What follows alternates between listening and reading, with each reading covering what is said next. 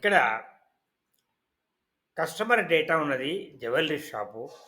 1 మంత్‌లో డేటా ఉన్నది. ఏ కస్టమరు ఎన్ని సార్లు విజిట్ చేసిండ్రు, ఎంత ఖర్చు పెట్టిండనే విషయం మనం తెలుసుకున్నాం. Some if, count if formula ద్వారా ఇంతకుముందు వీడియోలో. ఇప్పుడు మరి వాళ్ళు ఒక కస్టమరు ఏ తేదీ నాడు వచ్చిండు, ఎంత ఖర్చు పెట్టిండు, టోటల్ ఎంత అయింది అనే డీటెయిల్ రావాలంటే ఇక్కడ చూడండి ఒక స్లైసర్ యాడ్ చేసిన. దీని పేరు ఇది కూడా ఫిల్టరే. స్లైసర్ యాడ్ చేసిన.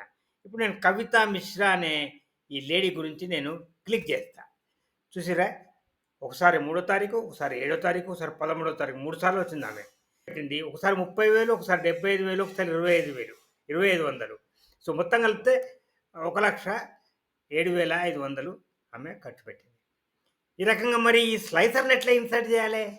ఫస్ట్ మనము ఇన్సర్ట్ ట్యాబ్‌ని క్లిక్ చేయాలి. ఇన్సర్ట్ ట్యాబ్‌ను క్లిక్ చేయాలి.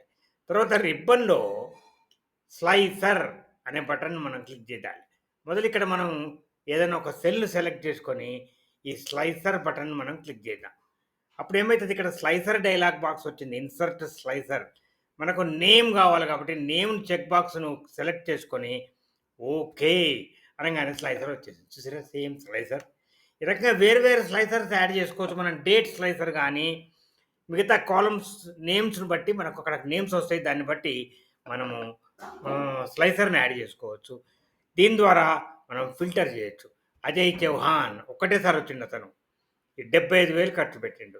నేహా అయ్యర్ 2,55,000 ఒకసారి, 60,000 ఒకసారి ఖర్చు పెట్టింది. ఆమె 3,00,000 ఖర్చు పెట్టింది. ఈ రకంగా మనము డీటెయిల్స్‌ను మనం స్లైసర్ అనే ఫిల్టర్ ద్వారా తెలుసుకోవచ్చు.